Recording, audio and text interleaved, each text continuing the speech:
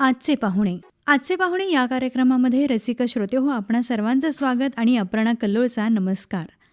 श्रोते हो, आजच्या कार्यक्रमामध्ये गोकुळ आश्रम अमरावतीच्या संचालिका, दूधदान चळवळीच्या संस्थापिका आणि समाजसेविका गुंजनताई गोळे यांची मुलाखत ऐकूया. गुंजनताई, आकाशवाणीच्या स्टुडिओमध्ये मी तुमचं मनापासून स्वागत करते. खूप खूप धन्यवाद. आज तुम्ही खरंच आमच्या सांगलीच्या पाहुण्या आहात. दुग्ध शर्करा योग म्हणायला हरकत नाही की आकाशवाणी सांगली केंद्रावरती आम्हाला तुमची मुलाखत घ्यायची संधी मिळाली. धन्यवाद ताई. खरं तर आम्ही म्हणतात ना, सोशल मीडियाचे फायदे आणि तोटे आहेत. त्यामधला सगळ्यात मोठा फायदा हा आहे की तुमच्यासारखी व्यक्तिमत्व जी आहेत ती आमच्यासारख्या लोकांपर्यंत पोहोचतात. तुमच्यासारख्यांचं चांगलं जे काम तुम्ही करता ते जगभरामध्ये सगळीकडं पोहोचतं. आणि खरं तर ही जी निराधार निष्पाप मुलं आहेत आणि ज्या स्त्रिया आहेत किंवा रुग्ण आहेत ज्यांची तुम्ही सेवा करता, त्यांना थोडासा आम्हाला मदतीचा हातभार लावायची संधी मिळते. बिलकुल बिलकुल. कारण लोकांच्या मदतीशिवाय हे कार्य सहज शक्य नाहीच आहे. आणि मी जे कार्य करते त्यासाठी सरकारी कुठलाही 1 रुपया न घेता, सरकारची कुठली निधी न घेता, पूर्णतः लोकसहभागातनं मी हे काम करते. गेले आता 14 वर्ष होत आहेत आणि लोकांच्या सहकार्याशिवाय हे मला कदापि शक्य नव्हतं. सुरुवातीला घरून सगळं जेवढं काय होतं तेवढं लावलं. एक काळ असा आला की आता बँक पण कर्ज देईना. त्याच्यामुळे पण लोकांचा भरपूर सपोर्ट आहे. गोकुळ आश्रम ट्रस्ट जो मी चालवते अमरावती शहरामध्ये, तर अमरावतीच्या जनतेचं खूप मोठं योगदान आहे. त्यांच्याशिवाय हे कामच मला शक्य नव्हतं. आज जे माझे मुलं 3 वेळ जे जेवतात ते त्यांच्यामुळेच जेवतात. माझे मुलं उपाशी राहत नाही. धान्य किराणा हे सगळं शहरातनं येतं माझ्याकडे. आर्थिक म्हणावं तर अजूनही तसं ते खूप मोठं चॅलेंज आहे आमच्याकडे. कारण संस्थेचा खर्च तुम्ही बघितला तर साहजिकच आहे की लाईट बिल असतं, म्हणजे केअरटेकर असतं, म्हणजे तुमचे सगळे कर्मचाऱ्यांचा खर्च असतो, दूध असतं, भाजीपाला असतो, दवाखाना असतो, स्कूल बस असतं, म्हणजे असतं सगळं. परंतु तरीही निदान माझे लेकरं उपाशी राहत नाही. हे खूप मोठी माझ्यावर खरं तर म्हणजे खूप मोठं ऋण आहे माझ्या शहराचं आणि इतर बाकी शहरांचं सुद्धा. काम करताना लोकांच्या सहकार्याशिवाय, लोकांच्या प्रेमाशिवाय किंवा लोकांच्या आशीर्वादाशिवाय आपण हे काम करू शकत नाही. आणि हे काम नाही आहे तसं बोलायला जायचं. किंवा मी खूप मोठं समाजसेविका वगैरे लोक मला असं म्हणतात, मला ते मुळात आवडत नाही. मी हे सामाजिक कर्तव्य आहे, आपल्या नैतिक जबाबदारी आहे, देशाप्रतीचं समाजाप्रतीचं हे जे ऋण आहे हे आपण प्रत्येकाने पार पाडायला पाहिजे, असं माझं अगदी प्रामाणिक मत आहे. हा तुमचा मोठेपणा झाला गुंजनताई. खरं तर म्हणतात की नाही, जगी ज्यास कोणी नाही त्यास देवा आहे, निराधार आभाळाचा तोच भारस आहे. ही जी निराधार छोटी छोटी बाळं तुम्ही सांभाळलेली आहेत त्यांचा भार ॲक्च्युली तोच सांभाळत आहे असं मला वाटतं. जे लोक तुम्हाला मदत करतात त्यांच्या रूपानं तो तुमच्यापर्यंत पोहोचत आहे, त्यांना तो बुद्धी देत आहे.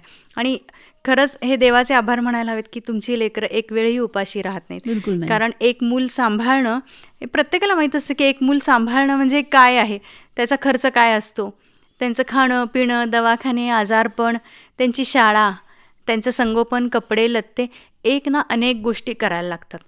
आणि तुम्ही एक नाही तर अनेक मुलांसाठी हे करता. अनेक मुलांच्या तुम्ही आई झाल्या आहात. नुसत्या मुलांच्याच नाही तर अपंग, आजारी लोक, परित्यक्त्या स्त्रिया, समाजातल्या एकट्या राहणाऱ्या स्त्रिया, अनाथ, या सगळ्या लोकांसाठी तुम्ही कार्य करता.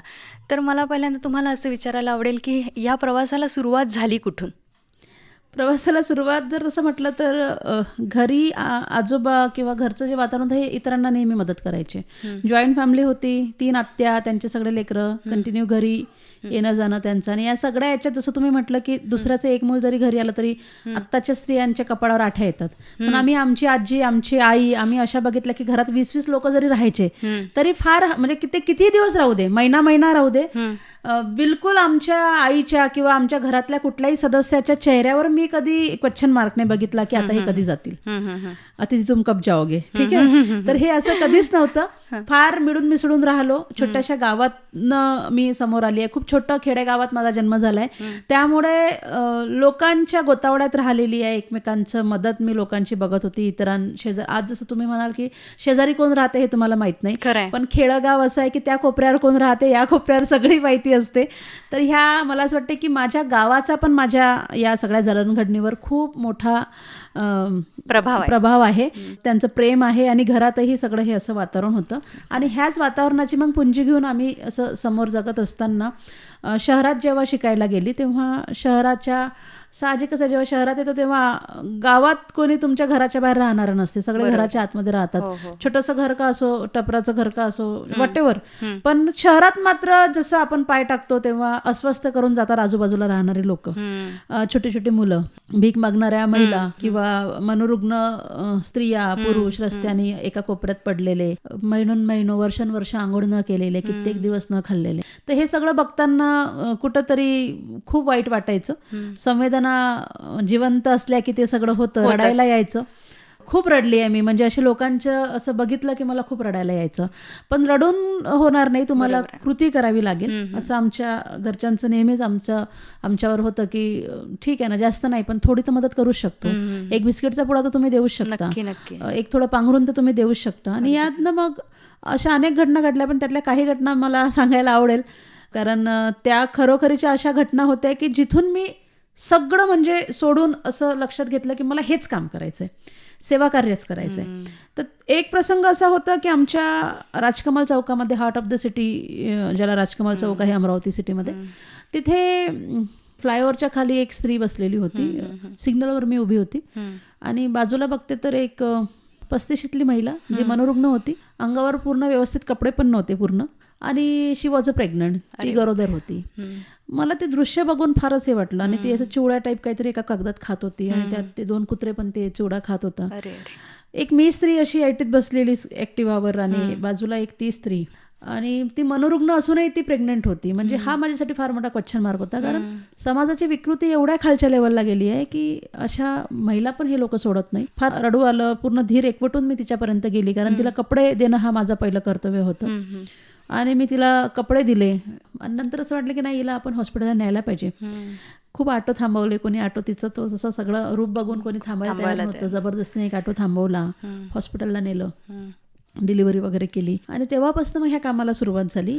निदान रस्त्यावरचे जे मनोरुग्ण स्त्रिया पुरुष जे असतात, निदान त्यांना एक वेळचं तरी मी जेवण द्यायला पाहिजे, ते उपाशी नको राहायला, पाणी द्यायला पाहिजे, त्यांची म्हणजे प्रथमोपचार त्यांच्यावर झाला पाहिजे, याच्यासाठी कार्य सुरू झालं. आणि मग ते कार्य तिथनं सुरू झालं. आणि मग आता HIV म्हणा किंवा कुमारी माता म्हणा, निराधार, गरजू, अनाथ, एकल महिला किंवा घरी ज्यांना प्रॉब्लेम होतो 498, किंवा अनेक वेळा लव्ह मॅरेज मुली करतात, घरचा सपोर्ट निघून जातो, आंतरधर्मीय लग्न करतात आणि मग सासरकडेही एवढा छळ केला जातो, आत्महत्येशिवाय पर्याय नसतो. आणि ह्या सगळ्या असे मग कॉल यायला गेले, बरंच काय काय केलं. आणि आता म्हणजे सुरुवातीला असं ठरवलं होतं की एका घटकासाठी काम करावं, परंतु नंतर लक्षात आलं की सामाजिक हे जे काही विषय असतात ते एका घटकापुरते मर्यादित नसतात. कारण मी अशी म्हणू शकत नाही की नाही, मी फक्त मुलांसाठी काम करते, बायकांसाठी मी काम करणार नाही. मला जर एखादा फोन आला किंवा माझ्या दारात जर एखादी गरजू महिला आली तर तिला मी वापस पाठवणार नाही. म्हणून मग ते आता काम एवढं व्यापक झालं आहे. आणि गोकुळ आश्रममध्ये तर मुलं महिला असतातच, परंतु विदर्भातले जवळपास 500पेक्षा जास्त HIV बाधित मुलांपर्यंत आम्ही पोचलो आहे, ज्यांना आम्ही मदत केली आहे किंवा आताही करतोय. प्रोटीन किट देतो आहे, शिक्षणासाठी मदत करतोय, रोजगारासाठी मदत करतोय, लग्नासाठी पण आम्ही बरंच हे करतो, कारण HIV बाधित असल्यावर लग्नाचा फार मोठा इश्यू येतो. तर HIV दोघंही असून त्यांचं आपण लग्न करतो. खूप आनंद होतो. 30पेक्षा जास्त पॉझिटिव्ह ज्यांचे आम्ही लग्न केले त्यांचे मुलं हे निगेटिव्ह झाले आहे. म्हणजे छान. हो, नेव्हिरॅपिन नावाचे औषध असते जे लोकांना माहिती नाही, अजूनही अवेअरनेस नाही आहे HIVवर. HIV घेऊन खूप भीती आहे आपल्या मनात, परंतु असं काहीच नाही आहे. त्यांच्यासोबत बसल्याने, सोबत खाल्ल्याने किंवा सोबत यांनी काहीच होत नाही. तर अशांचे मुलं जेव्हा निगेटिव्ह होतात तेव्हा तो आनंद मी तुम्हाला शब्दात सांगू शकत नाही. आणि त्यांनाही जगण्याचा अधिकार आहे, त्यांनाही आपल्यासारखं आहे. काय औषध जर रेग्युलर घेतली तर आपल्यासारखंच जीवन ते जगू शकतात. अवेअरनेस सुरू आहे महाराष्ट्रभर, भारतभर, त्याचं अवेअरनेस करणं गरजेचं आहे. असं काम सुरू झालं हळूहळू. आणि मग काही प्रसंग असे घडले की जेव्हा स्वतःच असं वाटलं की नाही, आता आपण थांबू शकतच नाही. तर असे एक ना एक अनेक प्रसंग आहेत आयुष्यामध्ये. खरं तर गुंजनताई, सगळेजण आपण हे बघत असतो समाजामध्ये, आपल्या आजूबाजूला तुम्हाला जे दिसतं ते इतरांनाही दिसत असतं, आम्हालाही दिसत असतं. कुणाकुणाला वाटत असतं की आपण काहीतरी करावं, नुसतं मनापासून वाटत असतं, पण कधी त्याच्यावर इम्प्लिमेंट होत नाही किंवा ते करण्याचं धाडस होत नाही आणि एक पाऊल पुढं टाकलं जात नाही, 4 पावलं मागेच गेली जातात. तुमच्यात हे धाडस कुठून आलं? नाही, मला असं वाटतं की हे धाडस प्रत्येकातच असतं आणि त्यातल्या त्यात मी स्त्री आहे. जगातली सर्वात शक्तिशाली जर कोणी असेल तर ती स्त्री आहे. खरंय. आपण जर जन्म देऊ शकतो तर आपण सगळंच करू शकतो. खरंय. आणि त्याच्यामध्ये ते धाडस उपजतच असतं आपल्यामध्ये. ते फक्त काही असे कठोर प्रसंग आले समोर किंवा एवढे संकट आले किंवा काही अतिशय वाईट प्रसंग आयुष्यामध्ये आले किंवा वाईट लोकही आयुष्यामध्ये आले आणि ते तुम्ही काही लोक असे असतात की ज्यांना तुम्हाला निवडता येत नाही, ते तुमच्या आयुष्यात येतातच. निवडण्याचा अधिकार तुम्हाला नसतो त्यांचा. असे काही लोक आयुष्यात होते, आहेत अजूनही. आणि त्यांनी त्या वेळी जे काय त्रास दिला किंवा जे काय, त्या सगळ्या घटना, मला असं वाटतं त्या घटनांमुळे मी स्ट्रॉंग झाली. जेव्हा काही विरुद्ध तुमच्या होतं किंवा मनाविरुद्ध होतं किंवा त्रासदायक होतं, तर त्याला स्ट्रेंथ तुम्हाला करता आली पाहिजे. म्हणजे मला आजपर्यंत ज्यांनी त्रास दिला किंवा ज्यांनी हे केलं, त्या सगळ्यांना मी थँक्यू म्हणते, त्यांना धन्यवाद म्हणते. कारण ते जर तेव्हा तसे वागले नसते तर मी एवढी स्ट्रॉंग झाली नसती. सगळंच जर अनुकूल असतं, सगळं छान असतं, तर मी आज घरात पोळ्या लाटत लेकरांना सांभाळत बसली असती. म्हणून मी सगळ्यांना थँक्यू म्हणते आणि पॉझिटिव्ह हा जो एक नजरिया जो आहे तो घेऊन मी काम करते. आणि मुळात मी स्पोर्ट्समध्ये होती. NCC मध्ये मला नॅशनलचा कलर कोट आहे. माझी नॅशनलची रायफल शूटिंग झाली आहे. NSS मध्ये मला 26 जानेवारीचा कलर कोट आहे. स्पोर्ट्समध्ये तब्बल 12 वर्ष मी हे माउंटेनिअरिंगचे कोर्सेस झाले आहे. मी स्वतः गिर्यारोहक आहे. केदारनाथला जेव्हा आपदा आली होती तेव्हा मी रेस्क्यू टीममध्ये होती, मदत केली. जम्मूला पण केली. नंतर 2013ला जेव्हा केदारनाथला नेपाळमध्ये भूकंप आला होता तेव्हा मी एकटी, म्हणजे दुसऱ्या देशात जाऊनही मी सेवा कार्य केलं. अमरावतीवरून एकटी गेली होती. तर साहजिकच असं वाटते की एक तर खेड्यातली मुलगी आणि स्पोर्ट्स आणि हे सगळं आणि हे काही वाईट प्रसंग हे तुम्हाला खूप स्ट्रॉंग बनवतात. फक्त तुम्ही त्याच्याकडे कसं बघता हे तुमच्यावर आहे. आणि अशा पद्धतीनं सगळं सुरू आहे. म्हणजे आपले आघातच आपल्याला निडर आणि घट्ट बनवतात. बिलकुल बिलकुल. आणि त्या आघातांवर ओव्हरकम करून एक धडाडीची स्त्री तुम्ही बनल्या आहात. बिलकुल. आता कुठलाही आघात झाला तरी तो पचवण्याची ताकद तुमच्यात आहे. आता काय आहे ना, मला असं वाटतं की आता गमावण्यासाठी माझ्याजवळ काहीच नाहीये, हे लक्षात घ्या. माणसाला भीती तेव्हा असते की काहीतरी हातातनं जाईल. मला नाही असं वाटत की माझ्याकडे असं काहीतरी हे आहे की माझा गमावण्यासाठी फक्त आत्मविश्वास आहे जो आता जाणार नाही. त्याच्या भरोशावर मी हे सगळं काम करते आणि छोटंसंच काम करते. कारण या देशामध्ये किंवा या जगामध्ये देशाचा विचार करून नाही, ह्या पूर्ण जगाचा जर तुम्हाला विचार करावा लागेल. कारण आई हे जगतजननी असते. आता कुठे दुसऱ्या देशात जर भूकंप झाले किंवा आता अनेक इराकचं तुम्ही बघितलं तर तुम्ही बघा की पुरुषही रडले जेव्हा त्या व्हिडिओ मुलांचे आले, बॉम्बस्फोट झाले आणि रक्ताने माखलेले लेकरं जेव्हा तुम्ही बघितले तेव्हा तुमची झोप उडाली. हृदयात रावलं तुमचं, म्हणजे भूक नाहीशी झाली. हे सगळं बघत असताना असं वाटतं बस एक तेवढं काम परमेश्वराने हे, कारण करणारी मी कोणी नाही आहे, तो करून घेतोय. आध्यात्मिक अधिष्ठान असल्याशिवाय असे कार्य होत नाही. मी पण चांगलं जगू शकली असती, सगळं चांगलंच जगू शकली असती, घर गाडी बंगला काय म्हणतात दागिने सगळं. पण हे याच्या पलीकडे जाऊन आता काम करते, त्याचा आनंद फार आहे. रात्री झोप छान लागते आणि सकाळी उठल्यावर आरशात स्वतःचा चेहरा खूप चांगल्या पद्धतीने बघू शकते. एकमेव कामच असं आहे माझ्याकडे जे मला जिवंत ठेवते. बाकी गमावण्यासारखं असं माझ्याकडे काहीच नाही, त्यामुळे मला भीतीच वाटत नाही कशाची. तुम्हाला खरं सांगून गुंजनताई, तुमच्या चेहऱ्यावरचा आत्मविश्वास, तुमच्या मनातलं प्रेम, तुमच्या हृदयातली आई, हे जे अलंकार आहेत ना, यांनी तुम्ही खूप शोभून दिसताय.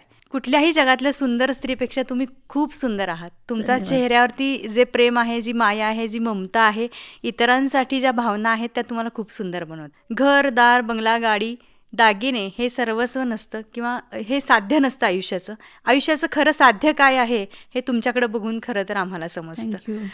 गुंजनताई, या सगळ्या आघाड्यांवरती लढताना कधी तुमचं स्त्रीत्व तुमच्या आडवं आलं का? नाही, कधीच नाही.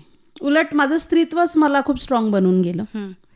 अनेक वेळा असं होतं की माझ्या आडवं आलं नाही, पण ते इतरांना मात्र, इतर सोबतच्या स्त्रियांनाही ते खटकलं, पुरुषांनाही खटकलं किंवा खटकत आहे.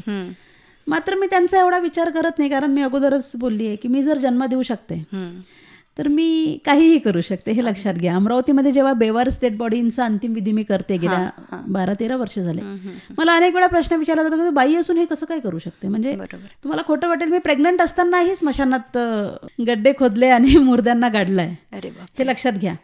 मुळात काय असतं की जेव्हा लोक म्हणतात की तू कसं काय करू शकते, मला हाच प्रश्न फार खटकतो कधी कधी की तू कसं काय करू शकते हा प्रश्न कोणाच्या मनात येऊच कसा शकतो.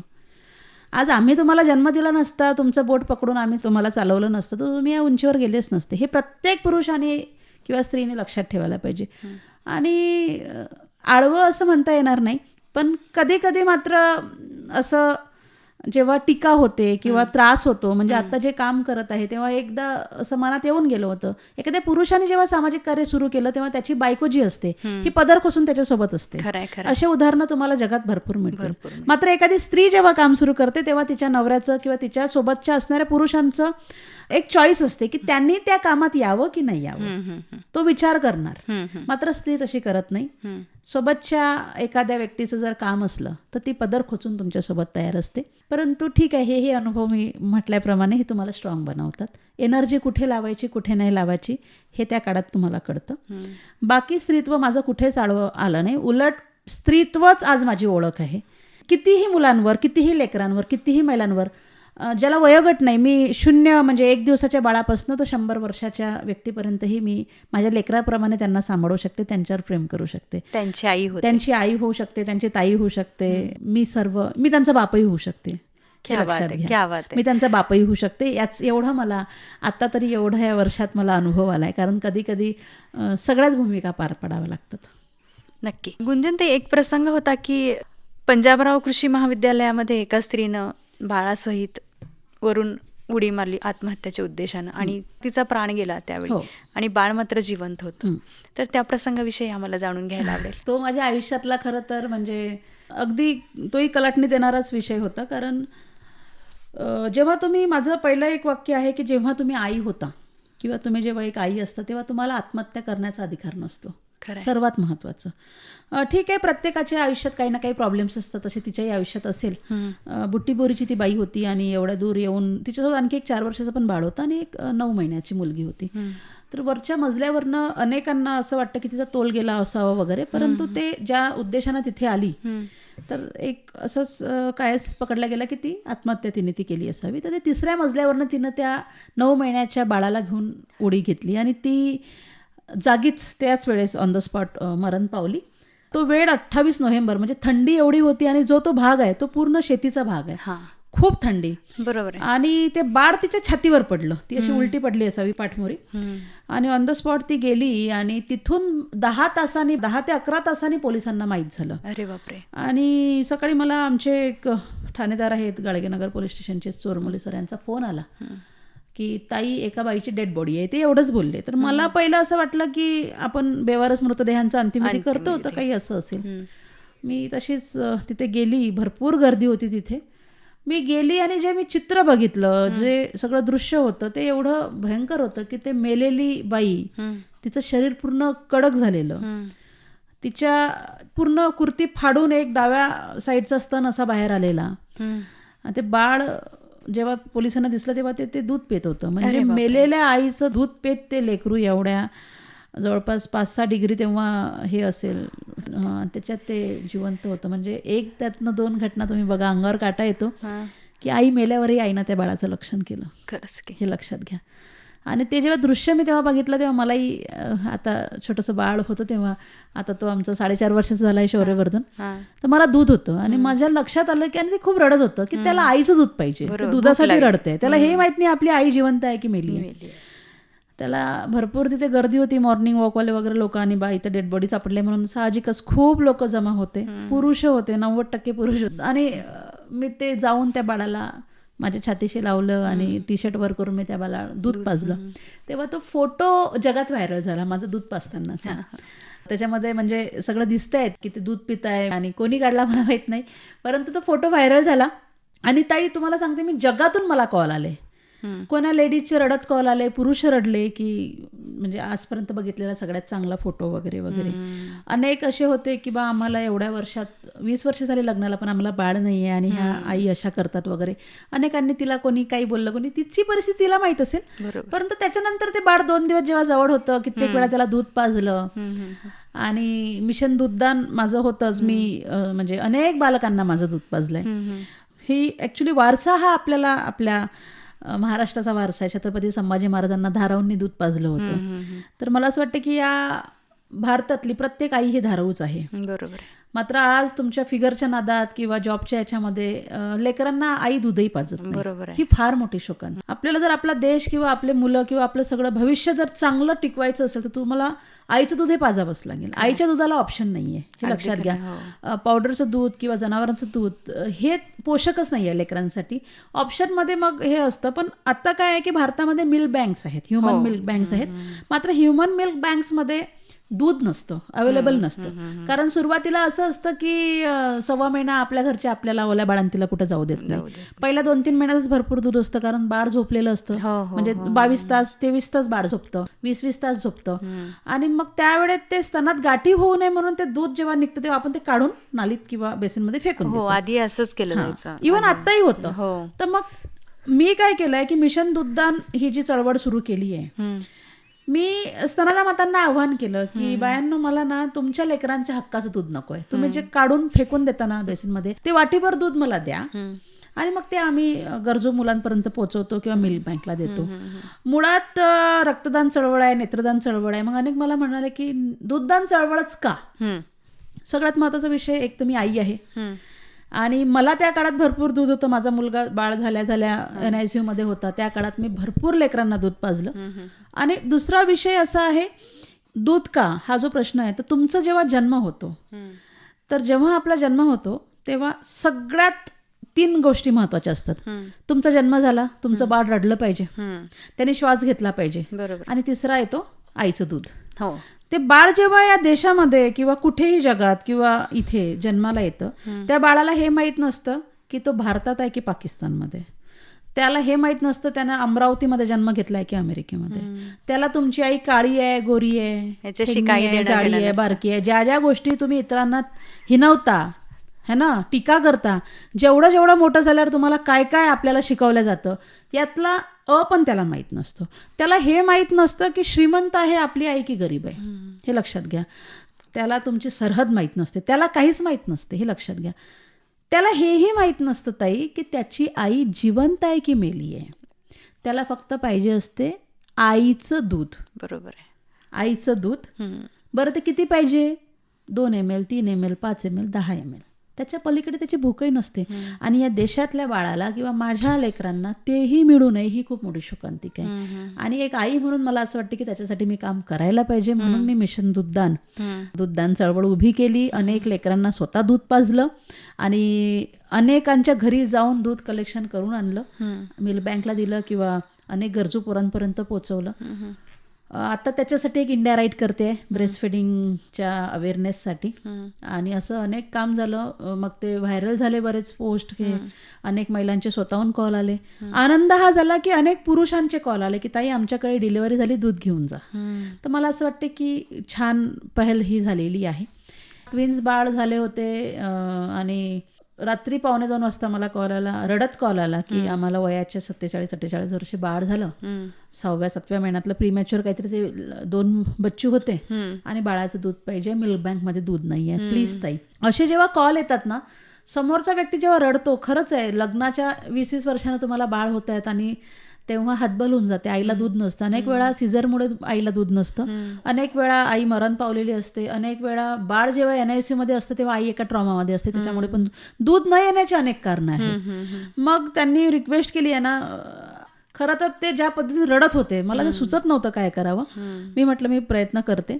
तुम्हाला सांगते ताई की मी तिथून 5 मिनिटात स्टेटस टाकलं आणि स्टेटस टाकल्या 7व्या-8व्या मिनिटाला पहिला कॉल आला. ताई, म्हणजे आम्ही हॉस्पिटलचं नाव, आम्ही काय करतो की हॉस्पिटलचं नाव सहित सगळं त्यांचे नंबर वगैरे देतो, जेणेकरून मी जरी शहरात नसली तरी ते दूध तिथपर्यंत पोहोचून जाईल. पुढच्या काहीतरी 1-1.5 महिना ते बाळ तिथे ऍडमिट होतं. त्याच्यानंतरही तर 2.5 ते 3 महिने शहरातल्या कित्येक महिलांनी त्यांना दूध दिलं. म्हणजे ते बाळ जवळपास 100पेक्षा जास्त आयांचं दूध पिलं असेल. तर एवढं स्ट्रॉंग, तर असं छान वाटते. नंतर मग ते त्याचा पहिल्या वाढदिवसाला त्यांनी मला कॉल केला, आले, पाया पडले, आज हे 2 लेकरं जे आहे तुमच्यामुळे जिवंत आहे वगैरे. तर कोणी फार कौतुक करावं असं कधीच अपेक्षा नसते, परंतु ते दुधाचं कर्ज आहे आणि ते तुम्हाला एका आईला पार पाडावंच लागेल. अशा अनेक लेकरांपर्यंत आपण पोहोचलो आहे. छान वाटते जेव्हा पहिल्या दुसऱ्या दिवशी ते पिल्लं पेटीत असतात, ते अगदी छोटे असतात, म्हणजे त्यांचं वजन काय, साईज काय, आणि एकदम 5-6 महिन्यांनी एखादा व्हॉट्सअपला फोटो येतो की ताई हे ते बाळ आहे ज्यांना तुम्ही रात्री दूध आणून दिलं होतं. तर खूप छान वाटते. साहजिकच डोळ्याच्या कळा पाणावल्या जातात आनंदाने. नक्कीच. आणि ते सगळं असं वाटतं की त्या सगळ्या गुड ज्या विशेष आहेत त्या माझ्या सगळ्या पिल्लांच्या कामात येतात. खरंय खरंय अगदी. आणि त्यांचेच आशीर्वाद तुम्हाला लाभले. बिलकुल बिलकुल. आज तुम्हाला तुमच्या आश्रमामध्ये एक दिवसही अन्न पाण्याविना जात नाही मुलांसाठी, हे तेच आशीर्वाद आहेत असं म्हणायला हरकत नाही. तर आज आश्रमामध्ये किती मुलं आहेत ताई? आता सध्या आम्ही सगळे मिळून 40 जण आहोत.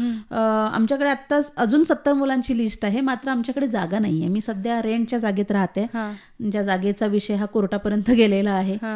एक शोकांतिका असं वाटते की हजारो एकर लोकांकडे जागा आहेत, पण देण्याची दानत लोकांमध्ये नाही आहे, किंवा चांगल्या कामासाठी लोक ती मदत करत नाहीत. सध्या रेंटच्या जागेवर विषय सुरू आहे, तिथं आम्ही पक्क बांधकाम करू शकत नाही. परंतु हे जे 450 ते 500 मुलं जे सध्या कॉन्टॅक्टमध्ये आहेत, त्याच्यामधले काही अनाथ पण आहे, एकल पॅरेंट्स पण आहे, काही मुलं अशी असतात की शिक्षणापासून फारच लांब असतात. घरातला कर्ता पुरुष जेव्हा मरण पावतो तेव्हा आई पण हतबल होऊन जाते, आणि शेवटी गरिबी किंवा खेड्यागावामध्ये परिस्थिती, हा सगळे बरेच विषय आहेत त्या सगळ्याला.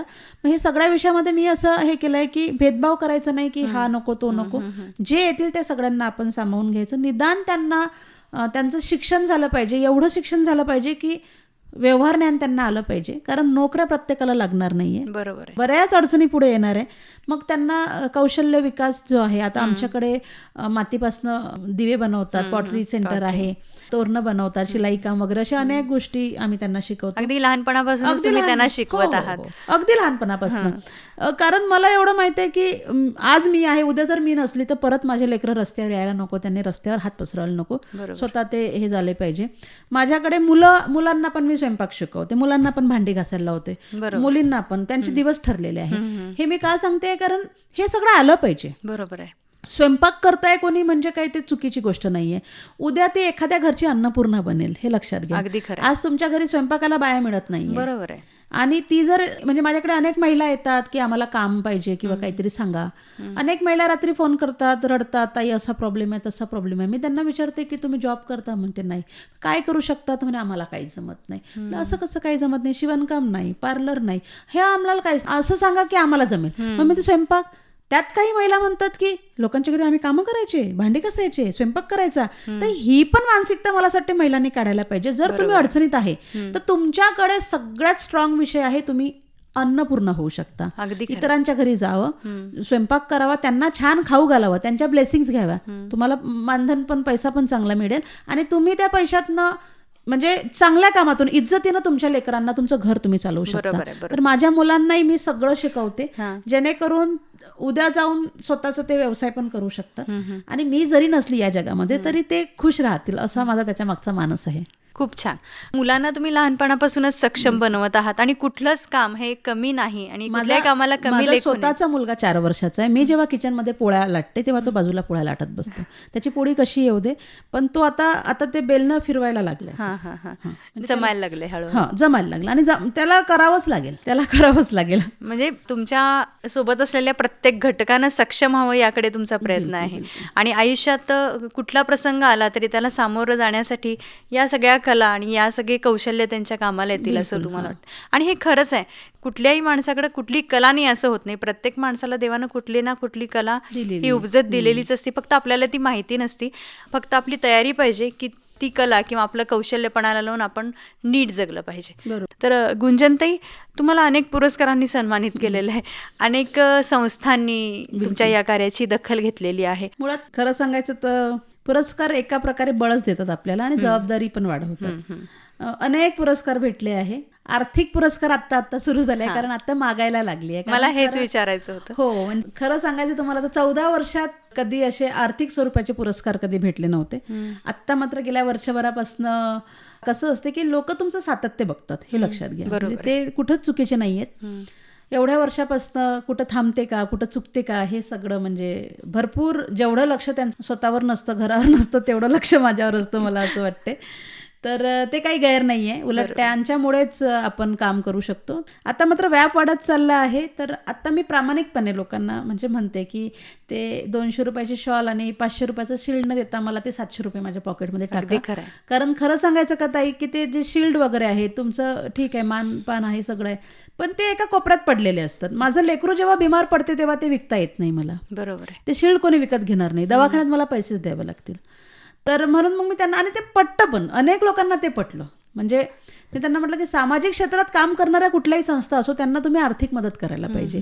ज्यांना की जसं मी आहे की आम्हाला गव्हर्नमेंटची कुठली हेल्प नाही, तर ज्या अशा संस्था असतात त्यांना प्रामाणिकपणे तुम्ही उदार मताने म्हणजे तुम्ही आर्थिक मदत करायला पाहिजे. तर असे आत्ता मात्र थोडंसं अनेक संस्था, जसं आजचा पुरस्कार मिळाला किंवा याच्या आधी काही, तर ते आर्थिक मदतही करतात आणि जुडतात, हे महत्त्वाचं आहे. आत्ता जास्त पोरांपर्यंत मदत करायची आहे तर आम्हाला आर्थिक मदतीची खूप गरज आहे. म्हणजे पॉझिटिव्ह मुलं म्हणाल तुम्ही, तर जरी त्यांच्या औषधं ह्या गव्हर्नमेंटच्या हॉस्पिटलमधनं फ्री असतात, पण त्यांना प्रोटीन लागतं. त्या गोळ्या खूप म्हणजे हे असतात, पचायला जरा जड असतात. तुमचं खाणं पिणं त्यासाठी चांगलं पाहिजे. 90% आमच्याकडे असे मुलं आहे की ज्यांचे आई बाबा गेल्यावर जे कुटुंब त्यांना सांभाळतं, आजी आजोबा मामा आत्या वगैरे, हे सकाळी कामाला जाणारे लोक आहेत. ते बोलतात की आमच्याकडे ऑलरेडी खाणारे 5-6 तोंड आहे, आम्ही यांना कुठून प्रोटीन्स आणून देऊ, किंवा गोड शेंगदाण्याचे लड्डू देऊ, है ना, राजगिराचा लाडू देऊ, मटकी देऊ. तर हे पण खूप मोठा क्वेश्चन मार्क आहे. आणि जिथपर्यंत तुमचं खाणं चांगलं नसेल तिथपर्यंत ते पोरं चांगल्या पद्धतीने जगतील नाही. म्हणून मग त्यांच्यासाठी प्रोटीन किट जे आम्ही पाठवतो त्याच्यासाठी आम्हाला आर्थिक मदत लागते. संस्था चालवतो म्हटलं तर साहजिकच आहे, किचनमध्ये पण किंवा केअरटेकर आणि सगळं आहेच आहे. तर आता मी प्रामाणिकपणे म्हणत असते, कारण नाही होणार असं, विना पैशाचे कामं नाही होतील.